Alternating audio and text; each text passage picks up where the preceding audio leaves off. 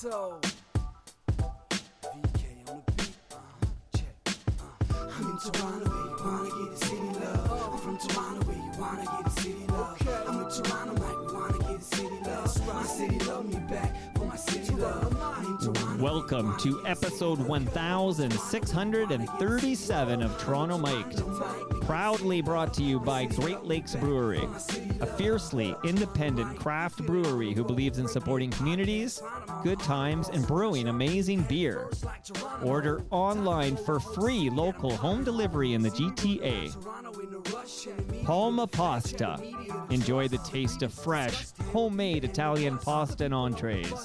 From Palma Pasta in Mississauga and Oakville. RecycleMyElectronics.ca. Committing to our planet's future means properly recycling our electronics of the past. Building Toronto Skyline.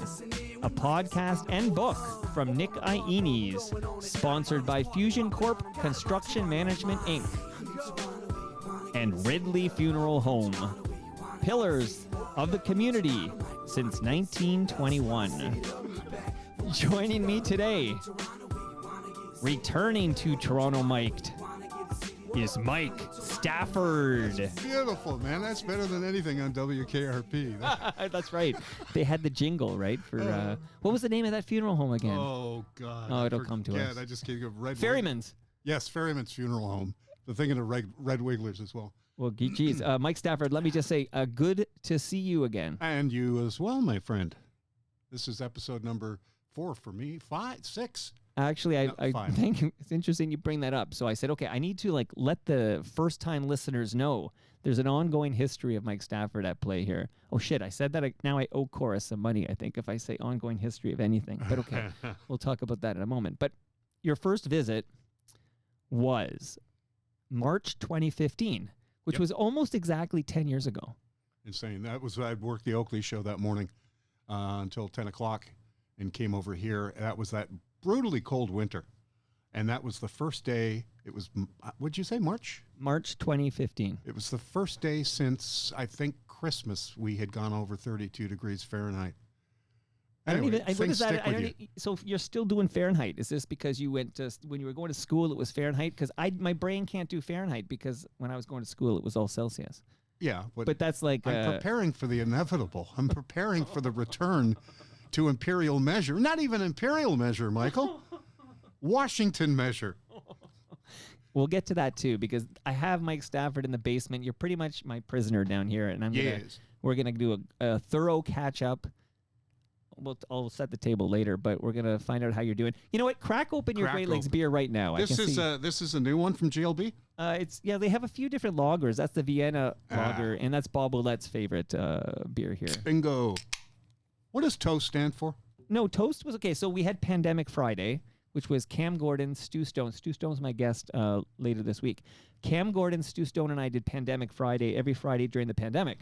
And then at some point we had a farewell to, we didn't say farewell to the pandemic, but we said farewell to Pandemic Fridays with a huge gathering, a TMLX event at Great Lakes Brewery. And then Stu went off to make Dark Side of the Ring and movies, and Cam went, I think he went to the Big Red Machine, and now he's somewhere else. But basically, Toast was like, we brought back Pandemic Fridays as a monthly, and Toast was the name I came up with because I thought, okay, you know, when you had the origins of hip-hop, you had a DJ, and then you had somebody who was toasting the crowd, right? Like the MC. Toaster, yeah. Right. So there's that toast, and then I thought, I used to toast with 2 Live Crew back in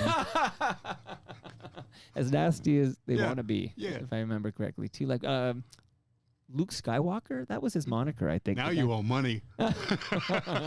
So does he. Does he. Okay. This is true. So March 2015, 10 years ago, episode 113, and we talked about your days at CFNY, CFRB, and 640, getting high before your Jeopardy appearance. Oh, and the Freddie thing. And I, for better or worse, I did ask you about firing Fred Patterson. Well, that's kind of why I sort of came in to give my side of the story for you. But that was, I cannot believe that was March of 2015. 10 years ago, my friend. 2017 September was my next one. You know what? You nailed it. That was episode 265, and we kicked out the jams. Yeah, we had some fun with the jams. and that was your second appearance. And how is that Vienna lager, by the way? This is really good. This is really full for a lager, because I'm not much of an ale guy. It bugs my stomach. This has got a really nice full taste for a lager. I like. The regular premium lager, also very popular from GLB. We have a couple of cold ones on the table. Should you require them? Beautiful. And let me know. You're bringing some home with you today, thanks to Great Lakes. I'm here for the GLB and of course for the lasagna. So I told Anthony Petrucci at Palma Pasta that Mike Stafford was coming by, and absolutely he's ecstatic. You're going to get another Palma Pasta lasagna. Delicious, right? Delicious. All right, delicious. What else? Okay, so those were the 2 episodes, and then again, I think we talked about this at some point, but you sort of turned on me, right? Like you soured on Toronto Mike at some point after that episode. Yeah, 265. it was something to do with Lou Skeezes or something stupid. Yeah, Lou Skeezes was fired.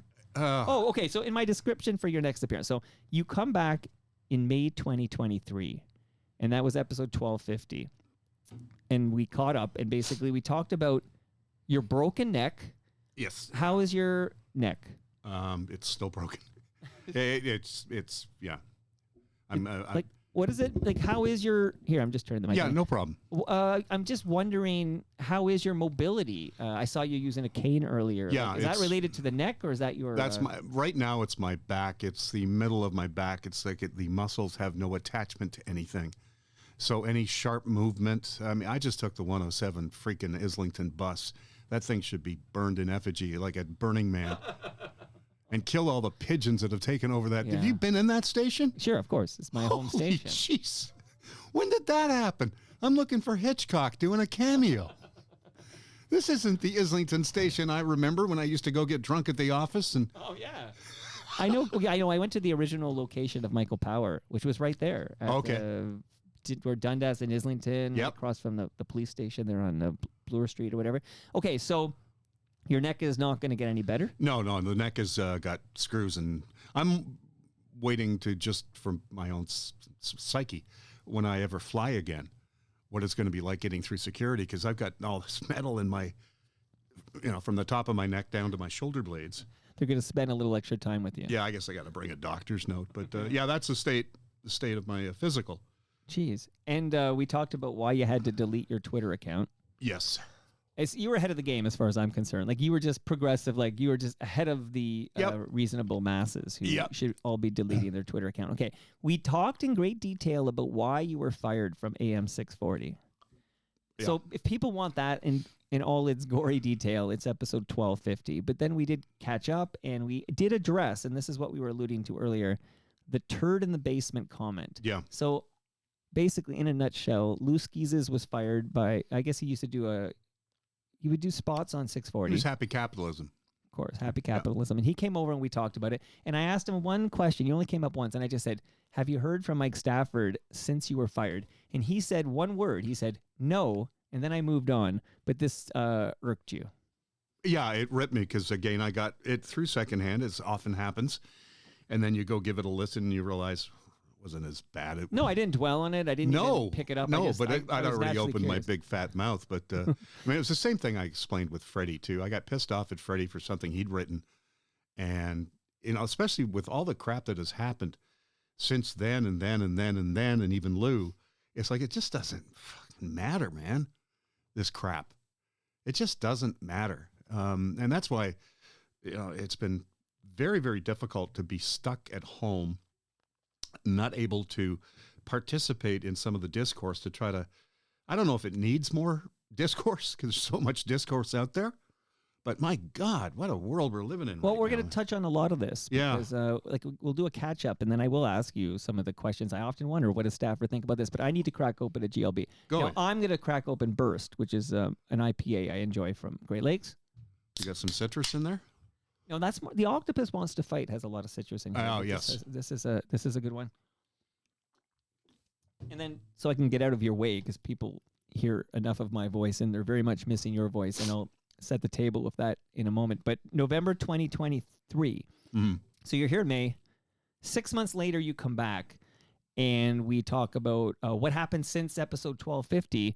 And we touched on the fact that when you appeared in May 2023, Lauren Honickman was listening to your appearance. Yes. Lauren, dear friend of the program, I used to produce his podcast, and Lauren Honigman helped you get a lawyer who works on contingency. Is that right? Yeah, so you're not paying up front. Which is what you needed. Yeah. And under the wire, you were able to file some kind of a some suit in pursuit of severance from Chorus? Yeah, it was a statement of claim. You have 2 years from your date of termination in employment law, 2 years to file a statement of claim. And that's all you have to do is by that magic date, which would have been June 9th of 2023. I had 2 weeks to go, and it was Lauren who heard me with you and called me and said, you got to give my buddy a call. He introduced us, and that's all up in the air. I can't talk about stuff like that, but... So you can't get into specifics, but no, can you say it's ongoing? It's ongoing. It's ongoing, but have you looked at the stock price? Well, the trick is to get it done before they declare bankruptcy or something. And I've just finished watching, streaming 2 weeks of Succession, and I'm thinking, holy shit, if half this stuff happens in the corporate world. But yeah, of course, I started there at $34 a share. Fred Patterson was the one who said, oh man, you got to buy because they'll give you a free share with every 3 purchased. Right. And he and Humble had a crap load of them. And I thought, I should do it. But me being me, I never got around to it. Now it's at 10 cents. But I wonder when they sold. I wonder when Humble and Fred sold. I'm just wondering aloud. I don't know. I would assume when they left for the mix. Well, then they were lucky when they. Oh yeah, absolutely. Everybody. But then again, look at Bell stock. Look at Rogers stock. It's not just everyone's been dumping on Chorus. No, this is a contagion that has spread across the industry. So we can't. It sounds like for your lawyer doesn't want you giving any specifics, except this is ongoing. So shit's been filed. Shit's been filed. Shit's been filed. But why does it take? I don't even know what you can say. I'll just ask the question. I have been told that the other party is taking a leisurely time. But that's ridiculous. If we consider this all started. Well, yeah, when I've been evicted and and it doesn't mean the money's automatically mine. It has to be decided in court. Right. But time is of the essence here. So did you say evicted? Okay, maybe I'll get out of the way now. So that's basically all those episodes are where you go to hear more Stafford. 113, 265, 1250, 1373. This here is 1637. I think this came to be because I get more emails about you than anything. People now consider me the Stafford whisperer. I appreciate that because I started around Christmas getting emails from people saying, hey, I hope you don't mind, Toronto Mike gave me your email address. Right. And then you emailed me and you said, I'm getting a lot of emails about you. And I'm going, what's wrong with people? People care about you. And I contacted you and said, okay, well, yeah, we got to do something, I guess. And we got to update the staff heads here. Update it, yeah. Why don't I get out of the way? And please, and again, I'll pepper in with questions because I'm a curious cat. But tell us, how has life been since your last visit, November 2023, and what's going on with Mike Stafford? Okay. We had to leave a house that we were in, that we were renting. It was just getting the money together. You just don't realize how expensive life is until the money's not there. And Jody, and I want to, respect Jody's privacy in a lot of issues, but Jody had been diagnosed with renal cell cancer the last time I saw you in November of 23. Yep. And the next month after I talked to you, she had the tumor removed very successfully at Credit Valley. Great people. Good. She had follow-up. Couple of follow-ups.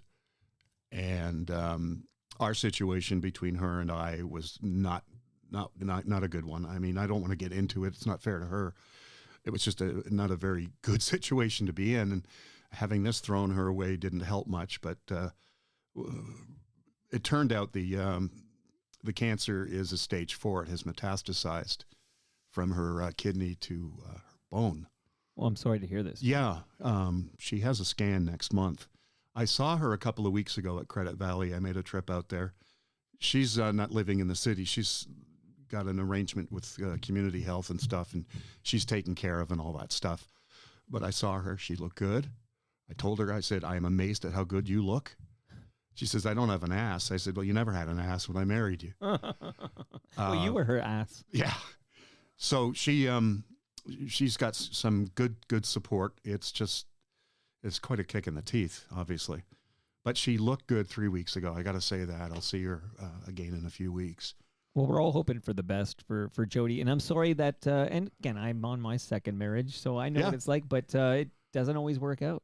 Stressors, money is the number one thing in any relationship, I would say, outside of maybe cheating, stuff like that. But it's been interesting. 2024 was not, missed when it left us on New Year's Eve. But and then there's a whole month, and then I've lost a bunch of other good friends at work. It's been a tough year. Well, we're going to touch on all that, but you used the word evicted. Yeah. So you used to talk about no credit. Yeah. So I take it you were renting that place. We had a place there we were in for 10 years that the owner sold, and it has since been rebuilt. So we were very lucky to find a shorter term lease on the same road with a guy, but it was only a short lease. And as it was coming up, because he wanted to do a tear down as well, we had nowhere to go, and I had no money, and it just basically became one of those horror stories you hate to read about. Well, I always wonder what happens when you have nowhere to go with no money. Like, where are you living now? I'm living in Toronto. I'm living in with my sister. Okay. So, thankfully, you have a family member who could help you out. But And for all those people out there who don't have a sister they can move in with, what do they do? I got neighbors right now. There's an episode on Monday with a guy named Bruce Davis. And basically, this episode is to discuss a proposed shelter at Lakeshore and 6th Street in New Toronto. And you would be surprised at the neighbors of mine who are like rallying, basically NIMBYing this thing before they have all the facts. But perhaps that's why these shelters are necessary in the What is this, like a storefront shelter they're talking Well, about? they haven't built it yet. It won't open until like 2028 or something like that. But it's for families, and there's to support families, I guess. Well, I've been through this area often when I drove to work here. I'm trying to think of what's that 6th. Well, it's a parking lot right now. It is, yeah. So they're going to build it. They're going to build a shelter. It's apparently been approved. So literally this episode of Bruce Davis, who's not a politician, but he's been assigned to, handle consultations with the neighborhood before this thing is built and opened up. And I guess it's going to be about doing math here, but we're years away from this thing opening. But I have, as you can imagine, I have a lot of questions. And Bruce will be in this basement on Monday to discuss this. But I'm just thinking, what do you do if you're in your situation, you and Jody, and you have no money coming in? You're evicted from your apartment. You can't afford to give first and last month's rent on something new, and you don't have the support you're getting from your sister right now. Yeah, you basically get caught up in the short-term rental game, whether it was Airbnb or last time I talked to you in November of that year, we were in a motel on Dundas in Mississauga. Right, I remember now. Right. And they were housing people through Peel Supports. But if you weren't getting it through Peel Supports, they were charging $170 a night. It's untenable, right? This is for a shithole. Right. Drug den. Right. And prostitution den at Dundas and East of Dixie. And the cops know about it. They were there. We got to be friends with everybody. But they're still charging hundreds. They're just, it's like the short-term loan business. The money marts and stuff like that. Right. It has given me an appreciation for just how fucking close everybody could be. God forbid that it doesn't happen. But if it does, if everything comes together in the wrong way, unless you've got that support, that's why, they talk about burning bridges at work and stuff like that. And I apologize for the F words today. You can swear on this I just took the TTC. That's what does it to you. We're fuck friendly on Toronto Mike. Yeah, I forget what I was going there. No, but it sounds like a precarious situation. Yeah. And but for your sister, maybe you're in one of these shelters that my neighbors are rallying Completely. I'd have to find a way, being given my age and things like that, I would probably have an easier time. But I don't think there's ever you could ever use the word easy when it comes to how finding housing. And Because after again, to recap, but I'm getting angry on your behalf here, but you were at Chorus for decades, and then when they fired you, they didn't give you a penny to go away. They just said, just go away. No, even though two of my bosses above me, it doesn't matter if I say it now, I don't think either of them are working there anymore, begged HR, you've got to give him something. Yeah. You've got to give him something. But this was the start. I mean, people go, okay, you used the slur, stuff like that, blah, blah, blah. It was money, too. It was money, which makes me cry when I think of someone like Kelly Cutrera. Give me a fucking break. Yeah. I'm a huge fan. You're a huge fan. Big fan of Kelly's. And when I read that, because Kelly would annoy the hell out of me talking to me. I want to know how you come up with ideas. And she was such a sweetheart. Because she was a music chick, and she thought I was the talk guy, and she did very well on her own in the talk thing. But when I read that, and Tina, I was ready to go to war. Wow. When they let Tina go. I mean, Tina's been there longer than me. Right, Tina Trujani. Yeah, and this is just shortly before I left. They had a pretty damn good newsroom after CFRB blew theirs up. They had they had reporters in the morning. They had Sandy Salerno. Now yesterday, Dave Bradley, their morning news guy, did an 11-hour shift. Well, he's all they got, right? He and Danny Longo in the afternoon, who I assume was off on a Friday. Right. Wow. But that's no way to run like a Sarnia radio station. They say, and no one gives a shit. And that's the problem. No one gives a shit. When you've got the head of Bell Media saying, you know what?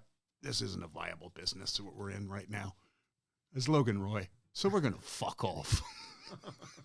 So, Cora, you mentioned the share price. Chorus, it's no secret. Close. I don't know how close they were, but there were rumors they might have to declare bankruptcy. But they've been cutting costs across the country for a while now. I mean, Alan Carter. I'm trying to think. Farah Nasser. I mean, you name it. These Kelly Cutrera, who I do adore. Yep. I saw her in December, and she was in good spirits. She was going out of town with girlfriends to kind of Kelly. Yeah, Kelly Yep, to good. Drink wine and sort of lick the wounds or whatever. But she'll be back, and she even promised she'll drop by this basement and talk about everything. That would be great to hear. I definitely, that's a listen. It was lovely, by the way, to scroll as I do, see who's on Toronto Mike every day. And there's my sweetheart. There's my darling Heather Purdon. Yes. There's a picture of mine and some asshole, Brad somebody. Now, Brad's a good guy too, but well, Brad hired Heather. And Heather, thank God, she had a life vest thrown her way. Same with Chris Creston. He's working for the city up in Markham now.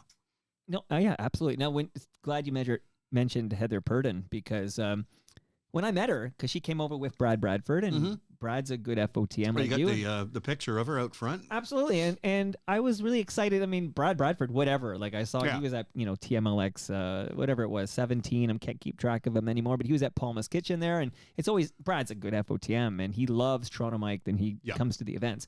But I was so excited to meet Heather, because I've been corresponding with that woman for years. Yep. And I've never met her. And there she is. And yeah, she seemed happy. Brad loved working with her, and she escaped. Like, she got out, right? It's like, there is no future for a radio professional. No. And I used to joke when the kids would come through from Humber every year to do their tour, and I'd be sitting on air in my booth screaming at them in the hallway, "There's no jobs. Go away. There's no jobs." And they'd have fun with it on the Sony board and stuff like that. And didn't I turn out? We'll get back to that. Mama, don't let your babies grow up to be radio professionals. It's too bad.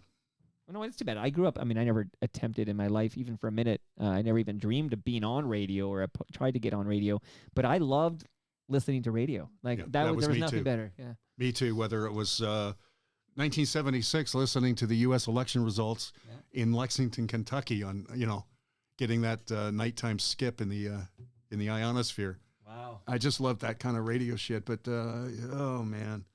and remind me, was your first gig CFNY? What was your first gig? First gig was CHIC, which was CFNY's AM brother sister station. Was May Potts there?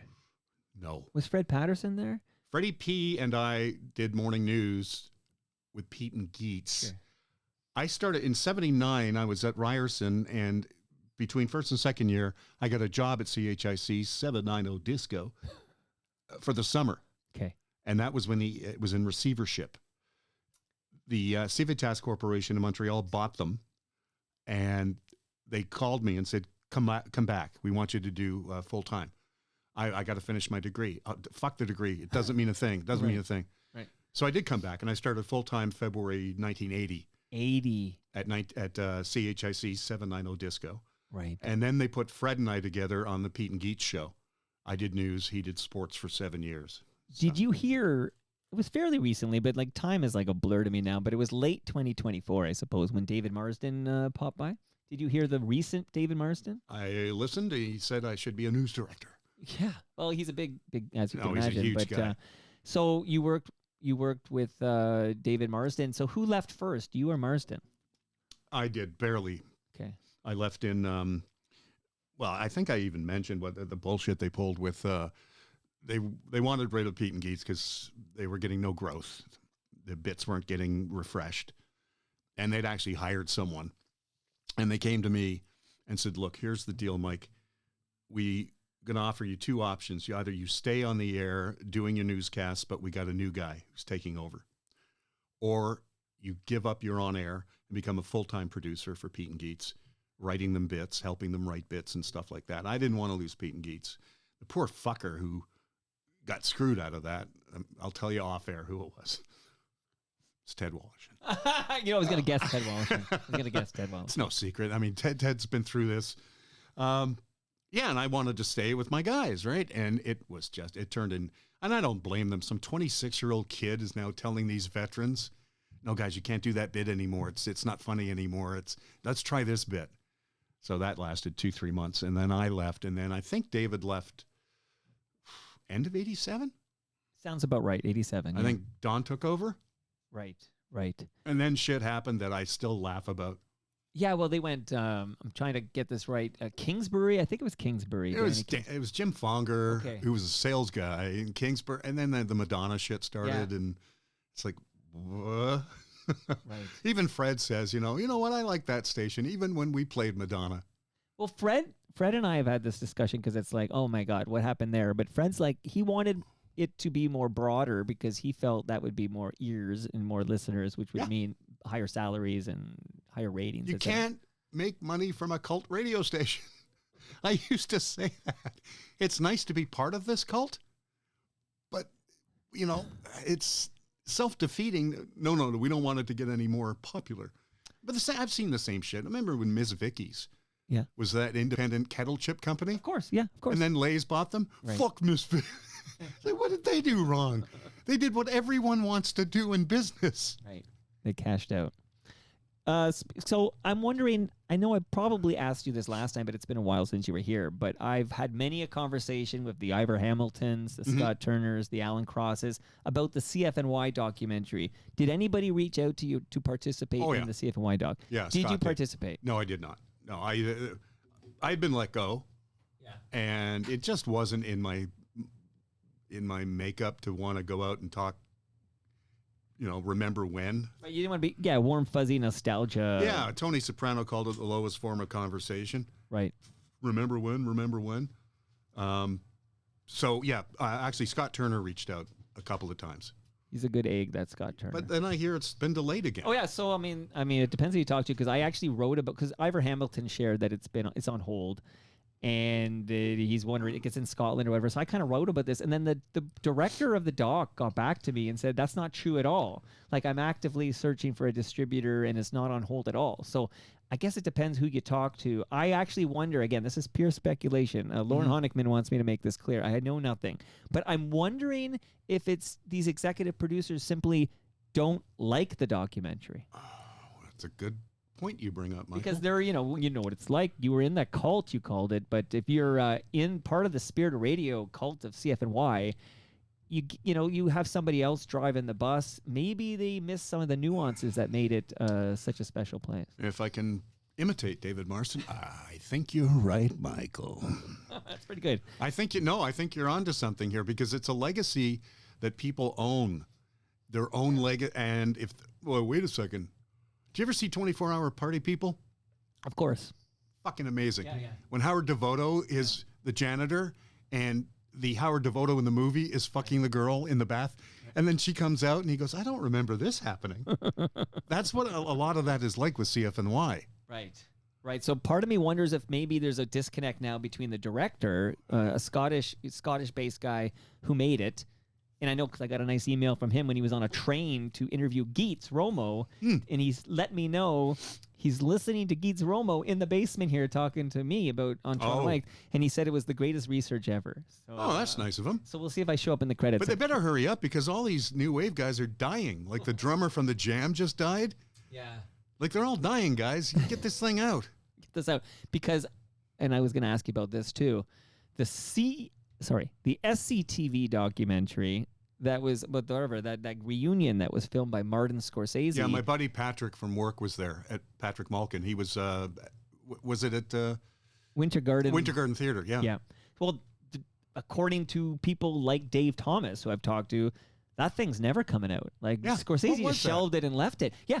And I've talked to several people now who were there. Well, one person who was there did say it wasn't that good. It wasn't that good. But everyone, I've talked to many other people who told me it was fantastic. Really? So, and I wasn't there. I can't remember what Patrick said. I think he said it was okay. Let's call him right now.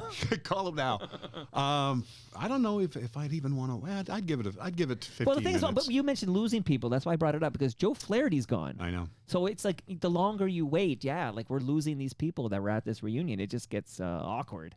Well, I'd be interested to see it when it comes out, if it comes out. But then again, people hear about me and CFNY. I was a very different situation. I was a news guy there. But you were a part of the Pete and Geek show. I guess I was, and I don't accept that in my own.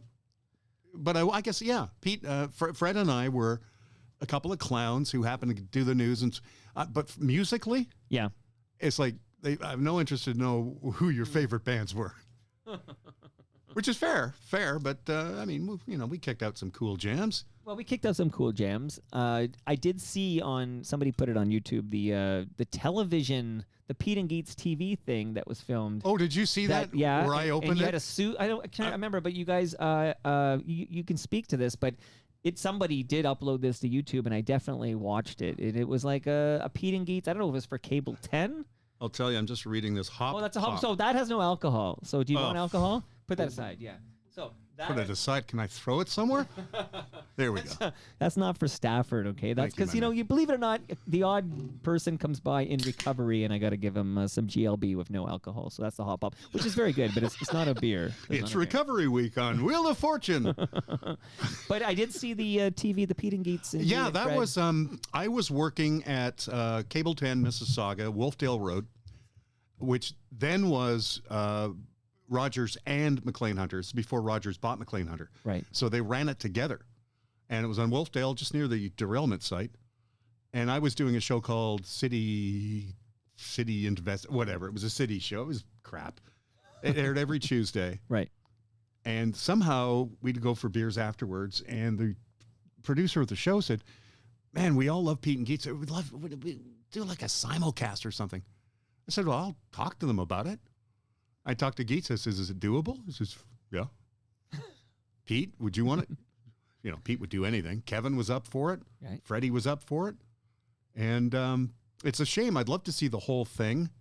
But there is, it's on YouTube. I saw it fairly recently. Yeah. Somebody uploaded it. I think somebody posted it through Sony or something like that. But yeah, that was April 30th, 1986. And that name you dropped. Okay, so, as you know, today I produce the Humble and Fred shows, so I talk to these guys a lot. But the name you dropped, Kevin, so this is Kevin O'Leary, right? But not the MAGA Kevin O'Leary. Asshole, no. Well, I have no idea if this person is MAGA or not. But this is the Kevin O'Leary who produced the Pete and Geets show. Yeah, Kevin was the technical producer, the heartbeat, if you will, of the show.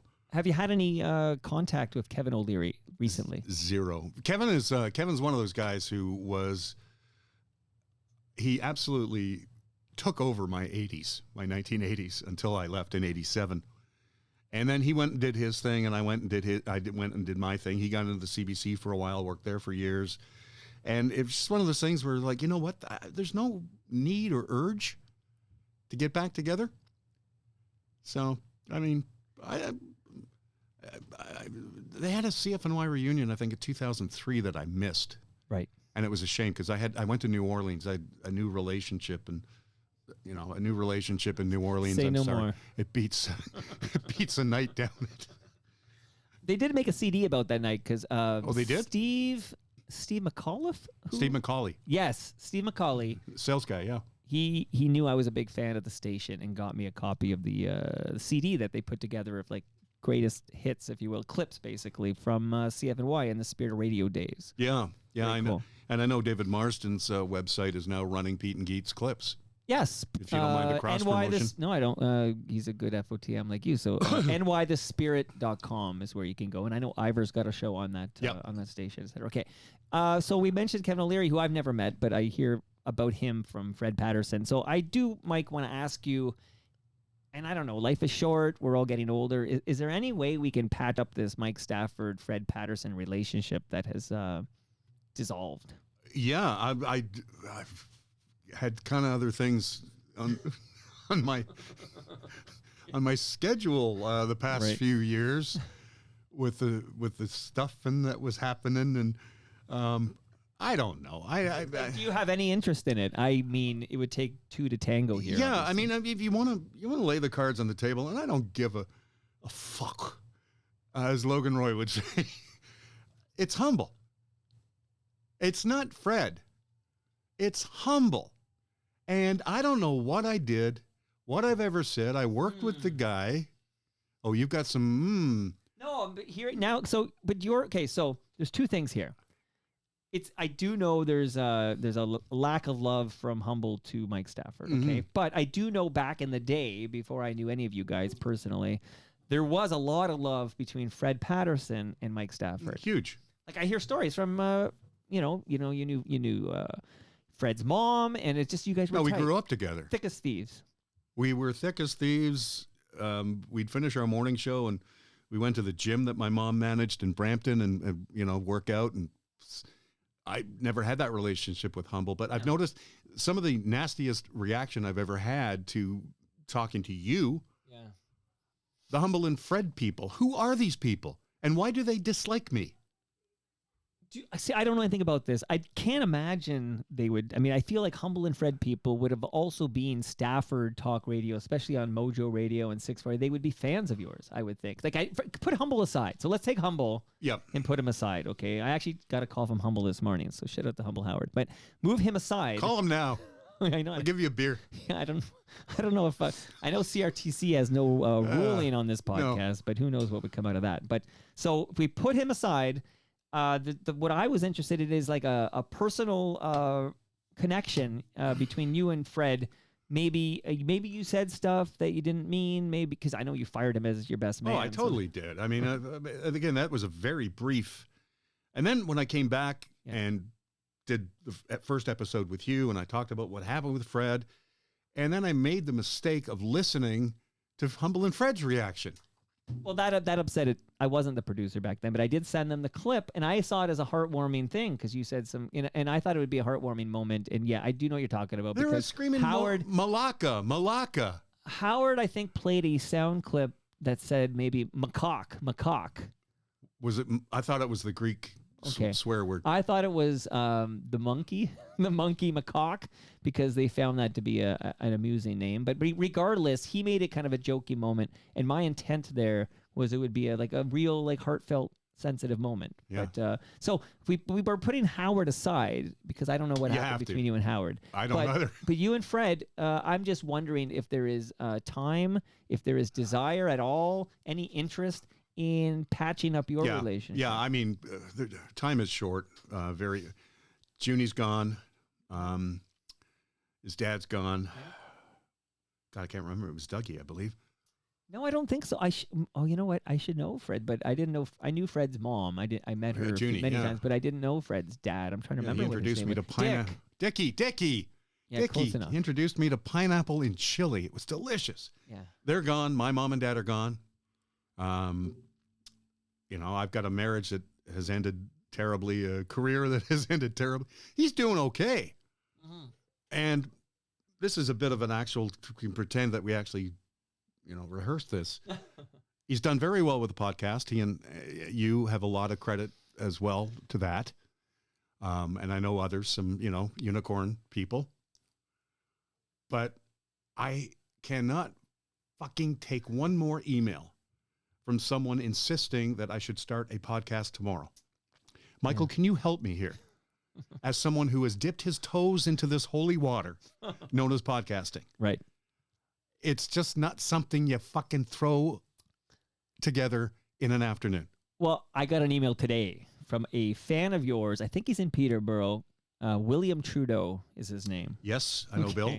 So Bill Trudeau. And I'm going to read it. It's really going to piss you off, but you got the GLB there for support, okay? So William Trudeau wrote me, I'd like to know, and I'm hoping you'll speak to this, Mike, okay? But I'd like to know if he's motivated to get out of his depressed rut and try and enter the world of podcasting. I'd be interested in sponsoring him, but I'm not going to donate money toward a depressed, bed-dwelling, pot-smoking, beer-drinking, Brian Wilson Beach Boys type. So I'm reading that verbatim, okay? I don't co-sign this, okay? It's very well done, Bill. Thank you. I like that. So which part do you want to address first? Lying in bed like Brian Wilson did? Shout out to Stephen Page. No, William has emailed me a few times. He also kicked in a few bucks, which I appreciate. I hate to do this because I want to get that William story, but part of the reason you're getting people writing you to say Toronto Mike gave me your email is because when you were on Toronto Mike last time, you gave out an email address so people could help support you financially. But since then, that email address has been discontinued. Well, yeah, it was a Bell address, and I lost my Bell account. So what you need to do right now, if anybody wants to kick a few bucks your way to help you through this rough patch, can you give an address they can send money to? Yeah, I hate doing this. It's Mike Merton. That's one word, Mike Merton, because that's where I used to live, Spell it. Merton, Mike, Mikemerton, at iCloud.com. Okay, Mike Merton at iCloud.com. Mike is like our name because we have the same name. M-I-K-E. Merton is M-E-R-T-O-N at iCloud.com. Got that right? And Mike's going to put it up on the header on the website, so you don't have to listen. Telethon now. 26 minutes into the. But yeah, the William thing with the podcasts. And 42 minutes in, so even worse. Oh, there you go. But I don't. It's kind of being sharp there with the guy, but he is one of the ones who you got to do a podcast, man. People miss your voice. A couple of people miss your voice. Yeah, and there's a neighbor in my building. And we've talked a few times when I've been out for a smoke with her. And, you got to get back on a podcast, get a podcast. I said, do you know what the equipment is that's required?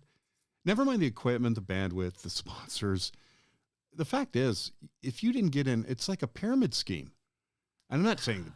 No, I know. I hear what you're saying. If you didn't get in early enough. See, I don't know. I often think about this. I go on these bike rides and I think about everything, okay, Mike? But sometimes I think, if I were going to start Toronto Mike today, would you have any listeners beyond your buddies or your family or something?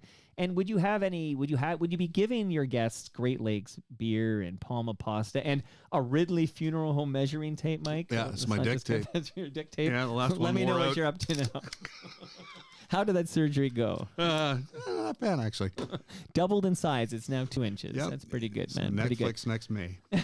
Oh God. So I don't know. So that's a good point there. But you're ace in the hole, if you will. Is that one of the reasons Stafford. When we talked on email the past couple of days, and I was talking to my sister Lisa about it. God love her; she's been so good with me. I said, Lisa, I just want to get out and talk to somebody. I'm not denigrating you, my friend. No, saying, you did say don't record this. So just I just want to get out and talk to somebody about shit, which I used to do which we're about to get to. But do you have a social life? Like, do you go to a pub and hang out with buds or whatever? No.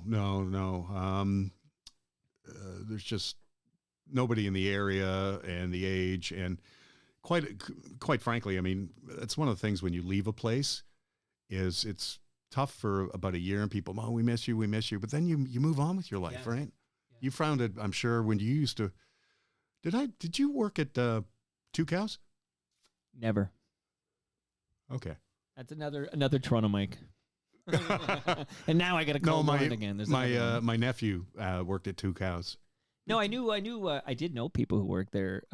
One guy, Joey Davila, whose sister was the what's the title? Minister, the person in charge of health for the city of Toronto, Eileen. During this COVID, yeah. So Eileen Davila's brother worked at Two Cows for many years back. Oh, okay. Back in the I don't know what that was. What if he could have done a better job? All right, so we're gonna get to current event stuff because I'm dying to know you're taking a lot of shit. That's by the way, on, just one broad statement for me to everybody during COVID: you're all forgiven. Okay, we all fucked up. We all didn't know what we were doing. Right. Can we move on with our lives? Right. Thank you. Yeah, good night. Glad you did that. But we gotta address this William Trudeau thing and the podcasting thing because I'll just chime in to say two things. If you wanted to podcast, honestly, in 2025, with my free help, you could podcast for I don't know, we could do the whole thing for $150 at this point. So people could just pledge $1, 150 listen. I mean, right. I'm saying it's not going to be a high number because you have an internet connection and you have the voice and you have the content, and the rest we could fill in for very little money, to be honest. And secondly, and I know you have mobility issues and you don't live nearby and everything, but I'm just throwing it out there. And I think I said this to you at some point, but I would literally, for you at this point in your life and what you're going through, and just to put your voice out there for your fans and for my own enjoyment, I would donate production for a Mike Stafford podcast. I would do that pro bono, as they say. I'm throwing this out there. Well, one thing William mentioned last week, he's been a better program director than a lot of program directors. He said, why don't you do a weekly bit with Mike? Consult me on that offer. No, obviously he's I would do that. I assumed you worked for this gentleman. No, I got an email. I think he saw, and I put on. We'll get to all this later, but I always post on Blue Sky because that's where I enjoy posting. Right. And then sometimes I will copy and paste what I put on Blue Sky and paste it into my X, and then I don't read anything except for DMs and when I'm added, whatever notifications or whatever. Otherwise, I don't read anything on X. So somebody. A beloved media personality, FOTM, wrote me a text yesterday and said, did Mike Richards' show ever launch? Because he came on, made a big announcement, and then nothing happened. That's right. And I realized, most of my unless he was in my basement, most of my updates on Mike Richards was coming from his X account, and I don't read X anymore. And I realized I actually wasn't sure if that thing hadn't launched. A spoiler alert. But bottom line is, there's a lot of info I used to get from X that I just don't get because I refuse to read. But I digress. So William saw that message, and that's how he wrote me this morning. Oh, okay. So that's how he found out. So I actually don't know William Trudeau, except he's a big staff head, and I gave him your new email address. But and he's been, I will say again, he's been kind to me. Thank you, William. Well, if he threw a few bucks at Mike Stafford, he's A-okay in my books. But now I'm fucking Brian Wilson in bed. Yeah. Are you? So a lot of ground to cover on this one wonderful email, but are you a bed-dwelling, pot-smoking, beer-drinking Brian Wilson? This is the first beer I have had in probably 4 months. Oh, wow. I feel almost like I should have given you the hot pop. Oh, totally. No, I don't drink anymore. You know how expensive booze is? Well, if you come by more often, oh my God, I'll take care of that for you. I do take edibles, pills. What would you call CBD? it? Capsules. Okay. Not CBD. No, give me the THC. Okay. Give me the THC. Right. I do not lay in bed because it hurts to lay in bed. Oh. But I do think that God Only Knows is probably the greatest love song ever written. I love that. Yeah, it's a beautiful song. Yeah. Yeah. So that's my William response to the comment about Brian Wilson. Right. Who sings that song? It's not Brian Wilson. It's Mike Love, probably, isn't it? No, you know what? I think it's one of the other Wilsons. Do I have a laptop in front of me open like you do right now? No. Well, then I would freaking look it up. I'll look it up when I get you going on the next topic. Can you speak to the fact, can you work? Can you work? Do you have any desire to work? I'm not suggesting there's a lot of radio jobs waiting for you, but I'm just wondering, people often wonder, Stafford, he's got a great voice. What a sharp mind. Why isn't he working? This drives me crazy, obviously, on a daily basis as well. I used to joke about this when I worked at CFNY, CFRB, or 640. holy Christ, I'm glad this job's working out because I don't have a clue what else I would do. What else could I do? Right. No appreciable skills. Everybody, they immediately go to government. Why? Spin, I guess?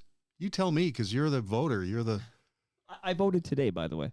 You did? Provincially, yeah, obviously. I voted advanced voting between hockey game. I had a game, then I voted, and then I got my kid to a practice, and then now here you are. Yeah, God bless this guy, by the way, picking me up at Islington and somewhere, some undisclosed location undisclosed location in Mississauga. Who knows where I am? Near the airport. Jerry there Levitan goes another plane. was like doxing me. He's a lawyer, and Jerry Levitan interviewed John Lennon when he was 14 years old, and he came over like a week when he's doxing me, and I'm like, Levitan's doxing you? yeah, he doxes me, and I said, oh, but that place is several miles away. I'm like winking at him over here. Like, isn't that several miles away? I don't know the crazies out there. But okay, so I'm trying to find out why don't they just give you the freaking answer when you Google stuff anymore? Remember the olden days when you could Google something and there was the answer? But I'm trying You're right. You're right. Yeah. Now it's like you got to wade through cesspools and whoever. I call it AI slop. Well, you have to go through who's paid for it first, right? Yeah, well, it's just ridiculous. So here I am.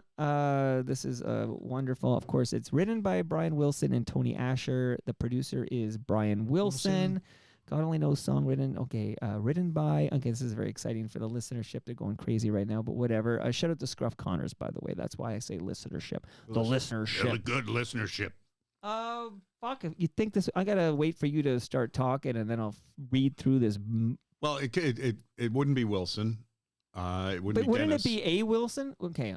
I'm thinking Mike Love. I don't know. Who was the one that looked pissed off on the cover of Pet Sounds? Was it Bruce Johnston? No. Is he in the mix there? Okay. I don't know. Jesus. Okay. This would be a great version of Jeopardy. They don't know the answers. Why did you get high again? Remind us. Why did you get high before your Jeopardy appearance? Because I was in Los Angeles about to tape Jeopardy and I was scared. Carl Wilson sang lead vocals. Carl. God only knows. Good for him. So I knew it was a Wilson. Okay. So look, I got it. I'm just happy I figured it out here on the Wikipedia page here. Okay. But you've lost the connection online. But back to do the Jeopardy recap. Yes. And then we'll get back to how the hell to get you podcasting or whatever. So you were in LA alone, so of course you just, even though you knew you were going to make your Jeopardy. No, I wasn't in LA alone. I was in LA with one of the hottest women I have ever dated. This was the problem. Now I understand everything. My friend, who I took down to the Howard Johnson's on Franklin Avenue in North Hollywood, she accompanied me to my taping day, which was a Tuesday. And they tape twice a week, Tuesdays and Wednesdays, 5 shows each day from noon till evening. Taped the whole Tuesday, had dinner on the set of Soul Train, and okay, folks, we've taped 5 shows. See you tomorrow at noon. So this friend of mine, his girlfriend, okay, because she had to sit in the audience. They're very tight with that kind of shit, security. Right. I'll see you back at the hotel room. I get out of my cab, I get in the hotel room. There are 14 crew members from Jeopardy in my room smoking dope. She must have caught their attention. One, okay, smoking the dope, that's whatever moral issues you have. 2, the quiz show scandal. Did you not read about that or see the 21. movie? Yeah. So having half the crew from a game show in your hotel room the night before you tape might catch a few eyes, you know? And am I remembering correctly, and I think because it was on Kennedy Road, CFNY, but the answer was Kennedy, the question you butchered there? Was it Kennedy? Again, as Logan Roy, fuck off. And yeah, I remember you telling me like you should have, you worked on Kennedy Road. Like, yeah, it was the Daily Double, the last clue of the show. It was Double N, the only U.S. president with a double N in his surname. Oh shit! Yeah, what was your guess? Were you blanking? Or I blanked because I started with Washington, Adams, Jefferson, Madison, Monroe, John Quincy Adams, Jackson. You're running through the list. Exactly. You're missing the obvious. Yeah, I said Buchanan. But Right. I did get Runnymede, which I heard today on the subway. So There you go. Shout out to Runnymede. Okay.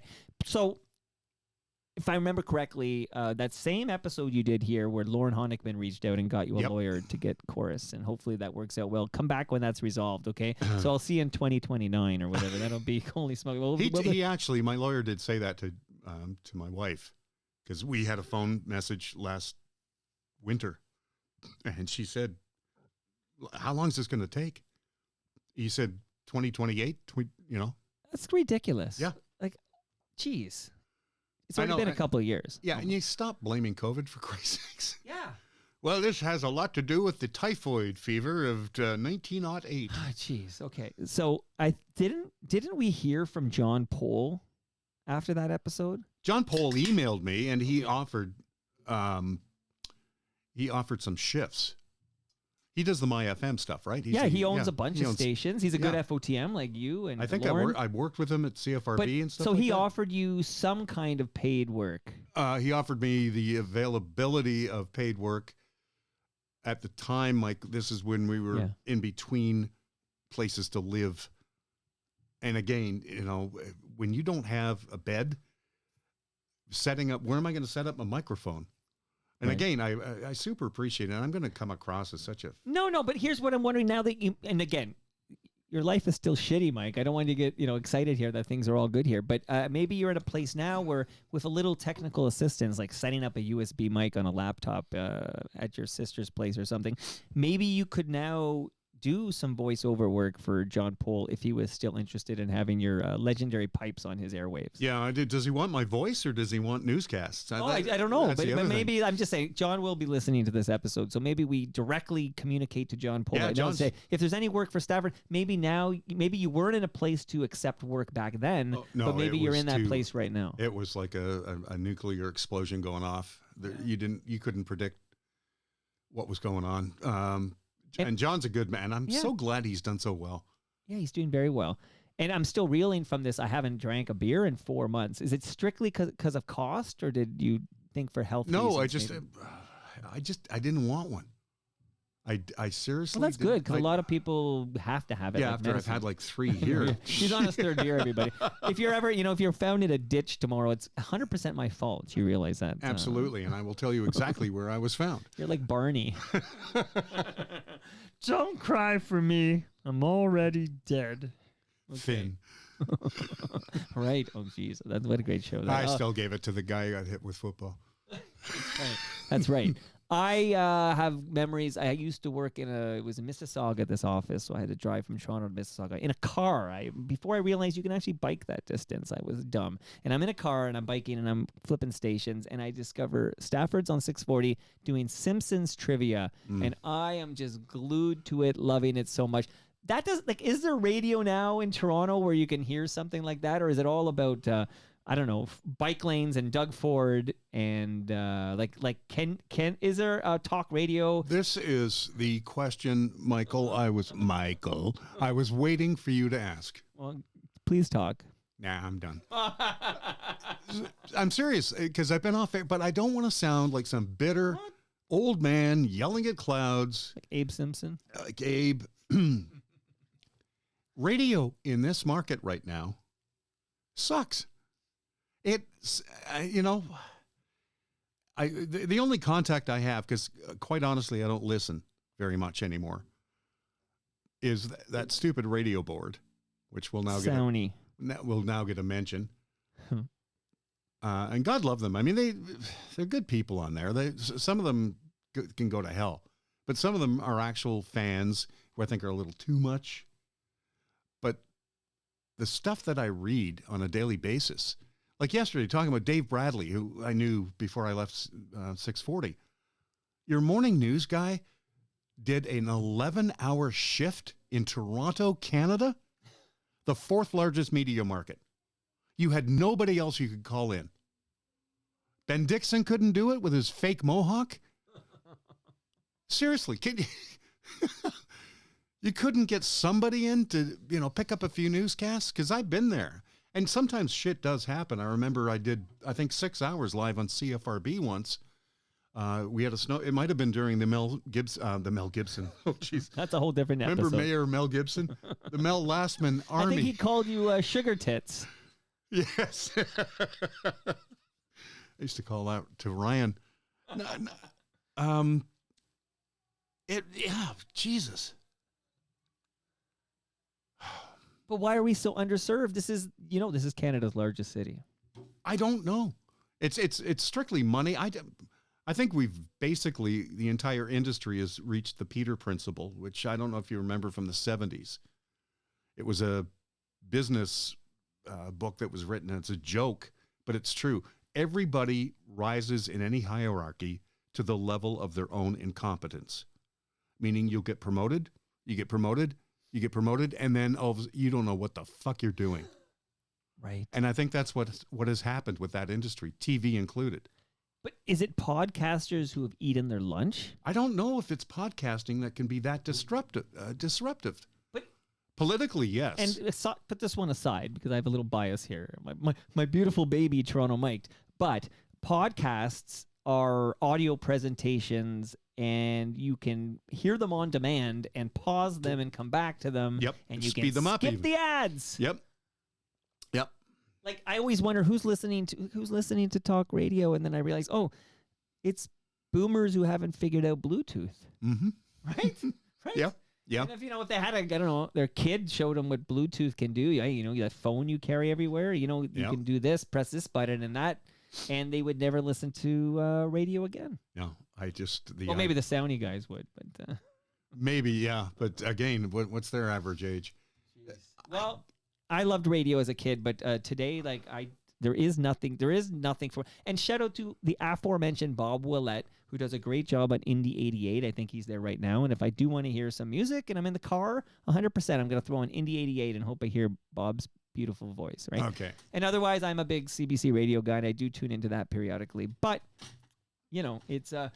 it's there's nothing for me on radio, and we're missing Mike Stafford. So here, let me shout out the sponsors. All right. And you take a time out, and Thank then you. make sure you come back. Don't run away. I don't think there's any danger of that here. But I would like to say hello and thank you to Nick Iones from Fusion Corp Developments Inc. because this show you're listening to right now is only fueled by the good people who throw me a few bucks. So I'm not saying throw me the bucks you were going to throw Stafford, okay? Throw Stafford the bucks, but I'm always open for sponsorship opportunities. And Nick, who wrote a great book called Building Toronto Skyline, and he's got another great book called Battle of the Skyscrapers. Nick Iones is a proud new sponsor of Toronto Mike, and I spoke with him a couple of weeks ago, and I urge people to listen to Nick Iones on Toronto Mike. Great episode there. I also want to shout out recyclemyelectronics.ca. That's where you go if you have old electronics, old devices, old laptops, old phones, old cables. Who doesn't have a drawer full of cables that haven't worked since 1999? Don't throw that in the garbage because those chemicals end up in our landfill. Go to recyclemyelectronics.ca. Put in your postal code and find out where you can drop that off. And we've already given them much love, but it's worth mentioning that TMLX 18, the 18th Toronto Mike Listener Experience, is going to take place at Great Lakes Brewery on June 26th from 6 to 9 p.m. This is 2025 if you're listening in the future. And Great Lakes will buy you your first pint. So your first beer is on the house. And then Palma Pasta is going to cater the whole thing for free. So drop by, say hi, hang out, and eat, drink, be merry, June 26th from 6 to 9 p.m. Stafford, how do I get you to a TMLX event? Can I get aircraft from Midtown? A helicopter? Yeah, from Waystar Royco. We'll see if Midtown Gord will drive you there and back. Sure. Maybe. So we'll put. Where are that you out holding there. this one? Oh, it's at Great Lakes Brewery near Royal York and Queensway. It's a 30 Queen Elizabeth Boulevard here in South Etobicoke. So you'd have to do the well, you don't have to do the 110. There's probably a Royal York bus you would take to the station. But we'll see what we can do. It's June 26th, so there's a lot of time to figure it That's out. near St. Remo, isn't it? It's San Remo's on Royal York. Yeah, it's not far. Okay. Same general area for Oh, sure. that's a Shout out 2 to for San 1. Remo. I was at the 60th anniversary of Canada's flag. I was at a presentation. This is last weekend. It was this Saturday, I guess, because we watched Canada USA that night. Oh, by the way, in a minute, I'm going to ask you about current event stuff. So Okay. we're going to hear what Stafford thinks about things. But they had this amazing cake for the 60th birthday of the flag, and it was donated by San Remo Bakery. So Nice. much love to that Mimico institution. So, okay, Mike Stafford. And that guy, that swimming guy is just up the street. Okay, so yes. Oh, yeah. That's Now, I'm Lumsden. Well, that's doxing okay. you. It's 100 miles away, but Cliff Yes. Lumsden is his name, Yes. and he was the swimming guy. And Marilyn Bell and him were both trained by the same guy. His name is Gus Ryder. Yeah. And there's a pool in the neighborhood, Yeah. Gus Ryder Pool, where my kids get swimming lessons, and I sit there, and I have to disrobe. I have to get completely nude, Stafford, if you can have that image in your head. Sure. Because it is like, and I'll use your Fahrenheit for you. It's I'll like use my tape 110 measure. It's 110 degrees in there. It's unbelievable. I mean, it's 40 degrees For a pool? Celsius. It's like not in the pool, Oh, being in the sitting in the stands, Right. watching the swim. I don't know what it is in that water because I never get in there. But geez, it's hot. Okay, so Mike Stafford, we'll do our best to reunite you with Fred Patterson. I'm doing a recap right now. Yep. We're going to. I mean, I'm open to doing what I can to help you podcast, and then we'll see if there's, I don't know, a Patreon or something where everybody puts in okay. Well, $10 a month or something. Can I ask just one quick question? Ask anything, man. When people say you should do a podcast, I say, great. What should I do it on? They want your take on what? what's happening in the world, On like what? which we're going to do right now. Gaza? Don't know. Okay, well, maybe you should know. Like, Maybe I should know. or you could talk about. I don't know, because you did a daily radio show for Yeah. hours and you figured out what to say there. It's weird though. It's a very good point, Mike. Is when you're paid to do it, you sure come up with answers quicker. But what if we tied? Okay, now I'm just going to spitball and then we'll leave this to be noodled or whatever. Mm-hmm. But let's say you launched a podcast, but before we launched it, we launched a Patreon. It's the Mike Stafford Show Patreon. And Stafford fans, let's pretend we ask for $10 a month, okay? Which might Right. sound excessive to you, but this is, of course, we're trying to keep you from living under a bridge, okay? So $10 a month. Now you're kind of co-owner of this show, and you promise to do an hour a week, let's say. An hour Yeah. a week, Mike Stafford Show. And then basically we take this Patreon and I don't know, we divide it up, okay? If it's 70-30, whatever we decide. So who's Patreon? Patreon is literally a crowdfunding service that exists, which is used by many a podcaster. Think, Jesse Brown at Canada Land has a Patreon. Fuck him. Sorry, not a fan. Well, I've never met give the me guy. another name. He- Mother Teresa, give me Maggie Gyllenhaal. I love her. Oh yeah, secretary. Okay. Ooh. Oh, and you know what I liked, and we talked about this before. The Deuce. Have you ever watched The Deuce, which is from Loved the it. same guy who made The Wire? Yeah. Yep. Maggie Gyllenhaal's Yep. on it. She's great. I love the fucking Deuce. Okay, I love the music in The Deuce. Okay, but because I'm not good at math, Mike. Let's say we did a 50-50 split. So you had this Patreon. People were pledging, so every month their credit card would get dinged for, let's say, $10 or whatever. Patreon takes whatever they take, 3% or whatever. And then we have whatever's left over, and I'm making up these numbers, but you take half of it, I take half of it. We deliver an hour a week. You may have mobility issues. We might not be able to afford a helicopter, so maybe we literally meet on Zoom for an hour a week, and I get you set up with like a $130 Blue Yeti USB mic or something, so you'll sound as as good as you can with USB. So maybe this is something we and then that will not only will it mean you'll chat with me for an hour a week, but you'll have to. I don't know. You'll have to think of what do you think of things. It's easy to say I don't know about Gaza, this and that, but we're about to run through some topics I'm curious about, and I bet you you do have takes on this shit, and you could effortlessly do even if it was 45 minutes a week. As long as Yeah. Patreon isn't sponsoring terrorism, that's all I care about. Right. No, that's all I care about. Fucking right. And they don't, but they do work with Jesse Brown, so you'll have to accept Yeah, well, that. I reality. can let that go. Maybe the three of us can meet with Fred. Jesus. Oh. Now it's $20 a month. Okay. See, now I like how you're thinking here. By the way, were you friendly with Danny Stover? Never really met Danny. Okay, never met Danny. She got caught up in that same wave that took out, I think the one that took out Kelly Catrera and Tina Trajani. And She was doing 7 was o'clock. doing It was a something. weird show. I don't think that was. But I know her because think she her was- parents know Fred Patterson from a trailer park, and I believe Fred got Danny her radio start at the Wolf when he was the PD over there many moons ago. Oh, from Freddie's Tiki Bar? Yeah. Place? Like I think there's a whole... Anyway, I just wondered. But okay, so she got caught up in that. So can I play you just a little bit of audio, and then Love I it. want to know what you thought of it, okay? So, and then we'll talk about this. So here we go. Actually, we're going to restart that because your producer here has the volume way down. Here we go again. Oh, my goodness. I failed you. We need Heather Purdon here.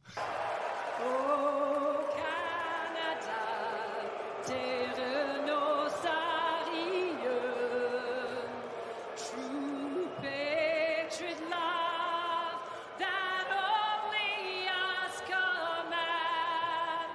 With glowing hearts we see thee rise, the true North strong and free. From far and wide. All right, Mike Stafford. That is FOTM, Chantal Kraviajak. Chantel's been on the show. She came over last Nice. summer. And by the way, Did Rain come with her? no, Rain was not there, but we actually hit it off and we had a great time. And then I witnessed her after the recording, after we took our photo by Toronto Tree. She saw down the street, whatever street this is, she saw a woman postal employee being just verbally assaulted by a road rager who didn't like some maneuver previously, who chased her to the street of mine. And he got out of his car, and I watched Chantal bolt down the street to get between this guy and this woman and to support this woman. And then I was right behind her, of course. But I just loved my chat with Chantal. So that bias aside, Good I want to for know her. what Mike Stafford thinks. Yeah, she's just a cool chick. Well, this me your happened thoughts. right here at the foot of Erin Mills. I see what you're doing there. Well Yeah. done. All right. This is East York, man. Yeah, man. I watched this the other night, and you completely Thursday night. Yeah, Thursday. Yeah. You pooched the first French line. Yeah. Oh, okay, that's not cool. that's not cool. I hate that word. That's problematic. Pooched? It's a problematic thing she did. But then when she created her own line that was way too smart for the room, Chantal, it's hockey. That only us command. That's the line she invented. Yes, but she was being too clever for the room. If this was a chess tournament, I'm not denigrating hockey. I love hockey. But, No, but people are dumb. Like that's people are dumb, and it's very, very emotional right now. Things are weird. That was a weird hockey game to watch. One, because it was such a stupid tournament. I'm sorry, a 4-team round robin. Are the results going to be in the East York Mirror? right. Well, the Spiders won over the Snakes. Yeah, the whole thing was 4 games. It was, yeah. So the whole tournament, my belief is it was not legitimate, but it came down to where it came down to. Well, remember, Russia's banned, so Yeah. who got left out? Czech Republic, maybe? Czechia, I felt bad for. I mean, Czechia. Czechia, and maybe I forgot about the rebrand. even Slovakia. See, but yeah, so now... And what about the yeah. Germans with Dreisel? Yeah, Draisaitl, yeah. Well, they can have a chance next year in the Olympics. But, Yes. okay, so you're right. She owns it because I got a statement from her afterwards. Yeah, But no. she blew the French line. But she Oh, yeah. wanted the French line in, and she had to get out of French in order to get back to English so she could She'd do already that screwed it only up. us command. So, and I mean, I got kids in French immersion. We were watching that live like at many Canadians on Thursday night, and my 8-year-old knew she blew that French line because they say it every damn day in French. Well, and Terre no ça y est, I know no French, and I can sing that. I'm with you, man.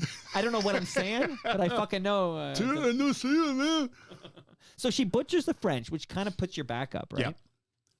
Then she changes the lyrics to that only us command. So what are your thoughts on this? Because I'll share quickly that I was just kind of glad somebody said something because I feel like we're not hearing much, and I'm dying to know your thoughts on the whole Donald Trump 51st state threatening to annex this country and all this rhetoric we've been hearing for Well, months first, now. I did not expect my first strong statement to come from Canada from a lovely Ukrainian Winnipeg-born woman. Yeah.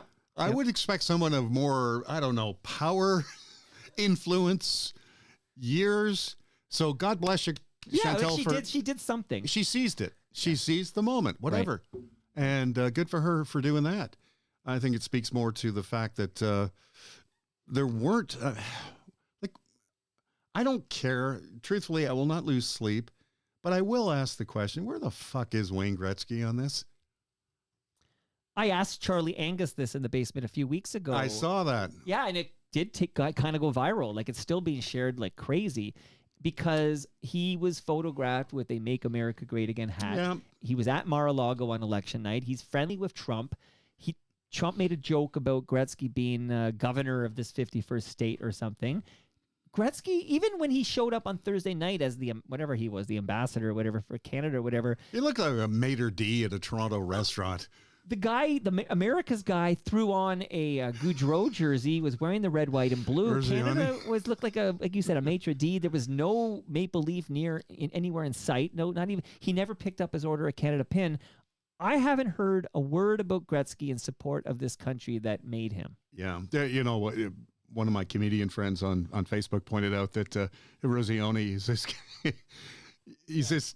You know, he never went anywhere in his career. He's got one great bar story for the rest of his life. Yeah. And he was just, you could tell he was just having a ball. Right. And Gretzky's showing up and he looks like, I don't know, Downton Abbey. He's wearing a vest. Right. It's so where is... But hasn't Wayne always been like that? Wayne's not the smartest. Come on. He's kind of boring. But you would think this is a slam dunk no brainer to make a statement in support of the sovereignty of. But isn't he the mega guy because his daughter's married to a golfer? I don't know, but I do know. I remember back in the day, he was very vocal in support of Stephen Harper for prime minister. Like, he's always been kind of supporting the conservative politicians. I know that's different than this MAGA. Well, that's going to be Walter. One, because I know the Ukrainian community. They're very conservative. So that I would lay on Walter. Okay. The rest I would lay on the fact that Wayne Gretzky did not live a life that any of us could ever imagine growing up. Right. I had a girlfriend who actually went to school with him. He was at West Humber. Okay. And he just kind of sat in class. He wasn't. And did he need to be extremely brilliant? I don't know. But I'm not looking at Wayne Gretzky, as my. But I just feel his silence is deafening. His silence is deafening. What does he need to do, though? Just say something. Like, just let us know that you actually do not support this rhetoric from your buddy Donald Trump suggesting that Canada be the 51st Do state. people seriously believe it, though? Because one day I can wake up and it's like, oh, people get it. It's just him being him. And then it's like, wait a second. You guys know. Like, he did it the other day he expanded on it on Thursday before the game. Right, on Truth Social. Yeah. And the governor will be here. Right. The glorious governor.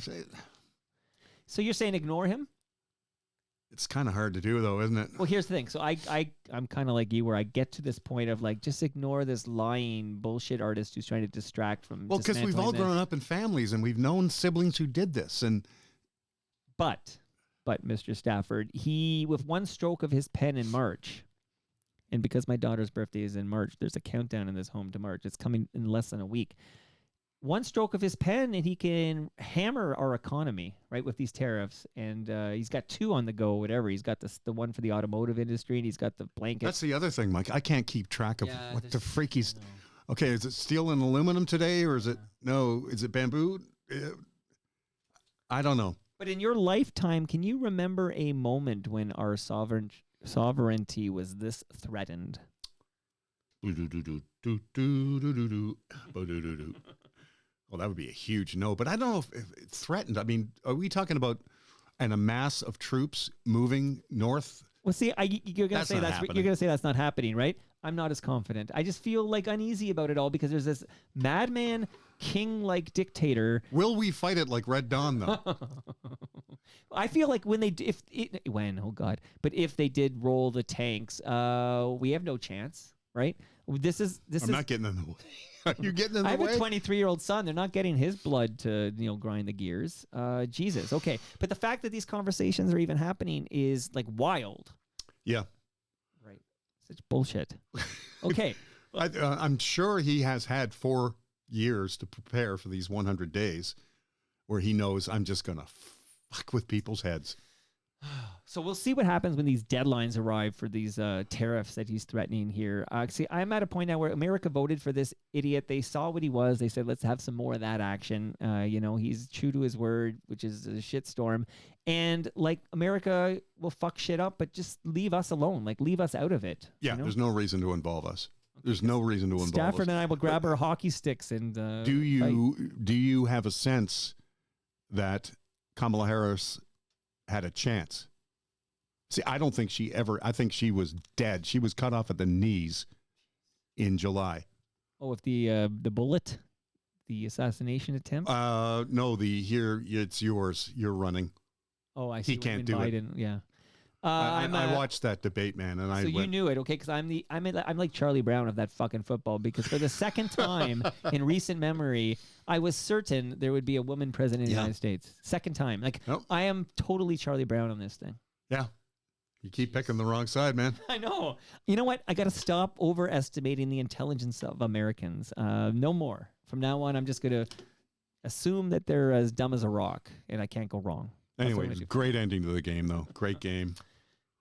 The tournament itself was a little bring the Olympics. Manufactured. Let's see some Olympics, please. Yeah. Next year.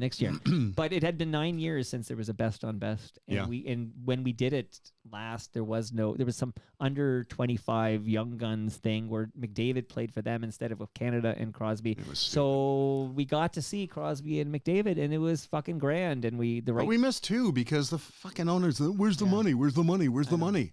I know. It's not about the money, man. And that Saturday game, which we lost to the States, the 3 fights in 9 seconds, it's like, oh yeah, this is not the Olympics. And that's like, oh, this is NHL. This is an NHL tournament. Fucking chucks. There's no way he can keep playing for Ottawa. Yeah, that's right. So what does he do? Do you trade me to an American team? Trade me to like deep south, Dallas. Right. Shout out to the Stars. Okay. What are any thoughts on this? Well, I voted today because the election day is 5 days from now or something like that. But Thursday, yeah. Yeah, the provincial election, Doug Ford called an early. I have a question for you, Stafford. Doug Ford said he needed a mandate, but doesn't he have a majority government? Doesn't he have a mandate? Yeah, pretty strong one. Yeah. So what the fuck? Been through this. 1991. Right. I'm working in the CFRB newsroom. I'm the old guy. I'm 31. I got all these kids working with me. It's election night. Bob Ray and the NDP sweep to power. Wow. And I remember all my underlings, because I'm the 31-year-old. I'm the old man. And they're all shaking their fists. Oh, this is great. This is great. Right. Mike, I remember the Toronto Star the Saturday before that election saying this is going to be one of the biggest upsets in Ontario political history. David Peterson has screwed them. Wow. That their people were so pissed off that he called an election that was not needed, right. Which is exactly what's going on now. Right. Like nobody bought that bullshit. Well, they need a strong voice. They have one. That's like saying, you know what, Adele, she's not doing it. Can we get, no, yeah, Adele's doing it. And the other thing that irks me is Doug Ford, there'll be some statement from the Progressive Conservative Party that if elected, we will do this, this, and this. Mm-hmm. And I'll be like, you have fucking power right now. Mm-hmm. You have a majority government right now. You don't need to be elected to do this, this, and this. You could have done it any time over the past X years. Here's what we have planned. Yeah. You don't need to do it now. It's so weird when an incumbent does that. It's like, oh, you have the power. Do it. Yeah, who runs to the bank and says, here's 15 months of mortgage? No, he's, I don't buy it, and I don't know what's going on federally. Okay, well, do you have for fun, Marcy Ian was just here, like a couple, I guess she was here like She's Toronto Centre? Yes, she's Toronto Centre. Is there a rumor floating around that Mark Carney's going to run in that? Have you heard this at all? I've heard that, yeah. That because Marcy, she held those. If she knew that, I looked her in the eye. We talked for over an hour. She held those cards very close to her chest. Oh yeah. Talked about being ready for this election. Oh yeah. So okay, so I only learned that after the fact, but we'll see what happens there. But I asked her for the. Oh yeah, go ahead. Sorry, take a break. Yeah, go ahead, buddy. Go back. Okay, Thanks, that's okay. I've done all the sponsor mentions, so now maybe I'm going to do, I'm sure many a time Mike Stafford's phones went down and he had to vamp here. But I was just saying there that I asked Marcy Ian, I said, what will be the score on Thursday night? Because I fucking knew early in the Sweden-Canada day. So I was like, Stafford, I'm like, this is a manufactured tournament. I'm not sure I'm into it. What do I care? You just invented this four-nation thing? Like, what's that about? Then I tuned in to watch Canada versus Sweden because I wanted to see McDavid and Crosby play together. Like, that was the big hook for me. These two guys, the greatest of their generations, let's see them play together. And then very early in that game, we got a power play. And I saw McDavid passed the puck to Crosby. Crosby behind the back. Nate McKinnon scored early, and I realized I would give up all 4 of my children for this fucking championship. I needed to win this thing, and we did here. But Marcy and I said, what will be the score on Thursday night? And she said it'll be 3-2 for Canada, and she was exactly right. So Stafford, I'm now going to ask you.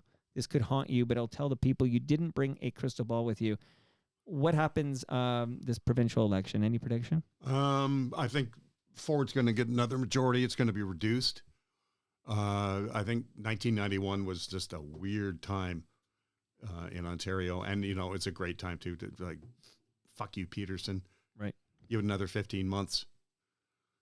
So I think that'll be reduced. I don't know what's happening in March. Obviously, well, I was going to ask Carney's you, going to win. Do you think Mark Carney will win? Oh yeah. And what do you think about Pierre Poilievre? I don't think we've ever talked about that. I have seriously, no opinion on Pierre Poilievre. I just have not been invested enough to give a shit. I've heard that he's the Hitler. I've heard that he's Trump light. I've heard he's this, he's that. You're not a fan?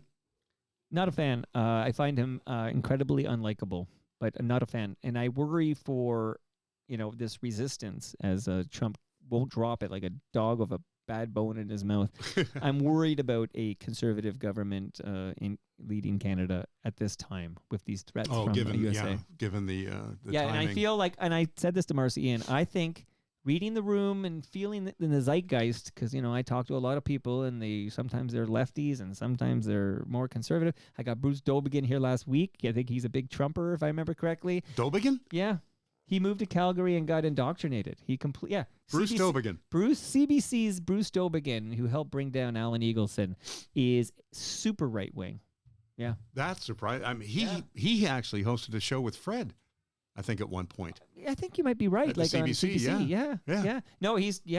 I thought he was a total Kremlin guy. Opposite. Front Street. Big backer of the Conservative Party and Trump and all this, and we'll have a little chat about that. But mainly we're going to talk about Alan Eagleson, actually, but he's dropping by next week. But my feeling was, Mr. Stafford, that the Pierre Poilievre-led Conservative Party were going to easily assume government, and it was going to be a cakewalk. And I saw them easily forming a majority government, and I'd accepted it. Like I was talking about, like it had happened. And I think, and my feeling is that the Trump 51st state rhetoric has made this a race. Mark Carney v. Pierre Poilievre, whenever that happens, sooner rather than later probably, will be a true battle, and possibly one or the other forms a minority government. I don't think anybody scores a majority government out there, and I wouldn't have said that 3 months ago. No, I think you're Put right. me on 640. Who's on there? Who's on right now? Well, Dave Bradley just did his 12th newscast. So, man, you've been amazing. I got to ask you about another name and then see if there's anything else on your mind. But I'm going to ask you about one more name. But I got to say, it's pretty cool that you got most of the way on your own here. And then we sat down and we got a life update. You're looking pretty good for a guy whose neck was broken, and I know you have a spine. What is the name of your spine? Ankylosing spondylitis. See, you know why I can never remember that name, because that's fucking hard. Yeah, and the spine actually is as well. Yes, it infuses. Okay, shit. So I know and I know you got some mobility issues there, but the brain is still sharp, and it's exciting to hear that you took 4 months off drinking, because that's, But if you're gonna drink, at least you're drinking Great Lakes beer. Oh no, absolutely the best. So it's good to see you and to have a conversation. And I'm sorry about the marriage. Like, shit happens. Most of the people I know. it's just, we're just, we're working on it right now. Health's what's important, I think. Well, that's. I really am sorry to hear your Jody is stage 4, and I really hope for the best there. And that's what's important, right? Like, how can you even worry about who gives a fuck about a hockey game and 51st state shit when you're fighting for your life? Yeah, it's nice at the time just to take your attention away from the other realities of life, but Right. Good escape, the hockey game for sure. Any thoughts on Elon Musk? I've never liked him. I used to get in arguments with Lou Skeezes because Lou loves him, and Lou actually gave me his biography, and I read about him, and he, weird guy. Never picked up much. Okay, he's got a bit of an Ayn Rand objectivism crap, doesn't like government much, but now all of a sudden he's running the country south of me. Yeah. I've never been a fan of the fanboys, the Elon Musks, the Tesla people. Right. Who just think he's a genius, he can come up with any idea. Yeah, I know rocket science is hard and he's done well at it and stuff like that, but I see him on my TV and I go, why are you in the Oval Office? Why is your son on your shoulders as you're wearing that stupid hat, which wasn't even a mega hat? Right. Right. So I don't know. I mean, I love the tech guys. I've been a fan of the tech guys for 40 years, reading about their biographies from Gates to Jobs and Wozniak. But Musk gives me a scent that I don't know. How do you feel when you see in the wild, and I know you're not getting out on long walks or anything, but when you see a Cybertruck, like, how do you feel? Do you care? I have never seen one. Oh, you haven't seen one? Okay, because you're not. I have never seen one in the streets of Toronto. I've certainly seen them everywhere else. What, do you see them here? Yeah, I've seen a bunch, yeah. But I will say, I bike 30K a day. Yeah. So, but when I see them, I have this reaction where I just want to take a piss on them. Like, I just fucking hate them. And to me, it's like anyone who would get a Cybertruck is just giving a fuck you to any compassionate, empathetic human being. And from a lot of what I've seen online, people do react that way with paint and stuff. Oh, yeah. I would not want to own one in public. Right. So how do you now? So Cybertruck's one thing. Like, what about all the people out there, reasonable, compassionate human beings? Humble Howard, I'm thinking of actually, who own a Tesla, not a Cybertruck, but an actual Tesla. Like, is there now sort of, I don't know what the term is, but when you see somebody driving a Tesla, do you assume certain characteristics that maybe are less than flattering? Yeah, you just assume that there are idiots like the guy who created this thing. Right. No, absolutely. I mean, you go back to the Prius, the first electric car. Well, he's got to be an asshole. Larry David drove one. Larry David, Ed Begley. Right. Got to be an asshole. Right. No, they're two of the funniest people I've ever known. Right. But as for Tesla, I wouldn't have bought just from reviews and stuff like that. But if you got the money, you need money too. Yeah. All right. Here, so I don't want to close on that dour note. I actually want to wonder any thoughts on, because I've been watching a lot of 50th anniversary coverage, specials, documentaries about Saturday Night Live. Mike Stafford, I would love to close with a little chat about SNL 50. Did you catch any of these? All of it. Yeah. It's been the past couple of weeks. The documentary Questlove did was amazing. That first 20 minutes, anybody in, screw radio school, TV school, watch the first 20 minutes of Questlove's music documentary. Mike, you know what I'm talking about. Yeah, absolutely. Where you're taking like an F key to a new song, which is an brilliant. F key. It's great. It's great. Just that, which is probably really easy stuff for people who know what they're doing. So I love the Questlove doc. And I love that part about, Captain Beefheart, for example. You shit. I love that. I love that stuff. I loved all of it, and I don't know. Well, Fear. I remember seeing that actually, and that was Belushi's bullshit. Right. He was a big metalhead, or what was it? Oh yeah, total punk. Right. Sinead and she turned out to be right. Yeah, that was a really, really great documentary. And Sunday's show, it was okay. God, it was long. Yeah, it was. Well, it went way 3.5. overtime. It went way over time, but still, you get people coming back. A few noticeable omissions on the return. Dan Aykroyd wasn't there. Yeah, Dan wasn't there. Bill Hader wasn't there. Apparently, he was doing something. Prior commitments, and apparently he was at the flu or something and wasn't well enough to be there. But Dana Carvey did not make the trip. No, which is weird because he's been so involved in this season. But Mike Myers was there doing We did Linda Richmond. Coffee Talk. I thought that was what I was a little. Can I be disappointed? I was happy to see him, but I thought maybe could have been a bit sharper, a little funnier. But Well, because they put him in with the Bronx Beat Girls. right. Mike Stafford, I want you to seriously noodle this idea where we start a Patreon. I'll help you with that. All right. We promote it ahead of time to see how many Stafford heads will be contributing $10 a month to support you and this podcast project. And then once a week via Zoom, if you got an internet connection at your sister's place, you click in, we'll get you a decent USB mic. We chat about whatever. Maybe I'll pick your brain about stuff in the Stafford, whatever. I'm the residential Stafford expert right now. You do your research. Right. So just consider this, because I would see what we can do. See what maybe it'll be pop. And if it's not popular, you can just kill the Patreon. Everybody gets their money back, and you can go about being Brian Wilson. And again, thank you, William, for your kindness and your comments as well. Yes, the Brian Wilson. I don't know. I haven't been Brian Wilson. I'm just damn sad. I don't know if Brian Wilson was sad. Well, to recap, you got fired with no severance, and it is a previous episode where you go into the gory details, but the P slur on an internal Teams chat sounded like you gave them the gun and said, shoot me, and they said, hey, we don't have to pay severance to this idiot. Yep. So there you go. Chorus walks away from that. You're still working on that. So, but that happens. You have simultaneously your wife is battling cancer, stage 4, and you're having relationship problems like so many of us. And I'm telling you, you've got a broken neck. No wonder you're sad. I'm sad now. Let's not end on a sad note here.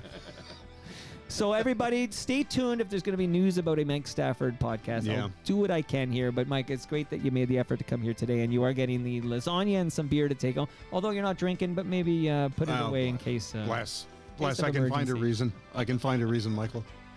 And that brings us to the end of our 1,637th show.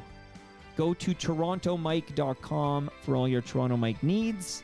Follow me on Blue Sky. I'm at torontomike.com. Much love to all who made this possible. Again, that's Great Lakes Brewery, Palma Pasta, RecycleMyElectronics.ca, Building Toronto Skyline, and Ridley Funeral Home. Jeez, I got a lot of fucking episodes next week. I slipped, man. I was trying to do less in 2025. So I mentioned there's going to be a chat about the shelter coming to 6th Street in Lakeshore with Bruce Davis. And then, did you work with Amin Bhatia? Amin Bhatia? No, you didn't, because he's like a 90s guy on CFNY. You're long gone by then. Okay, Amin would do stingers and audio stuff at CFNY, but he also played an instrument, and his piece is part of Michael Jackson's Thriller. Okay, this guy's got a wild story, so I'm going to talk to Amin on Monday, and then Tuesday Jesse Hirsch drops by. Wednesday it's Stu Stone. Thursday it's Socrates, great rapper. Sherry DeNovo on Friday. Good stuff coming up. Subscribe to Toronto Mike. What is my podcast called? Subscribe to Toronto Mike. See you all Monday.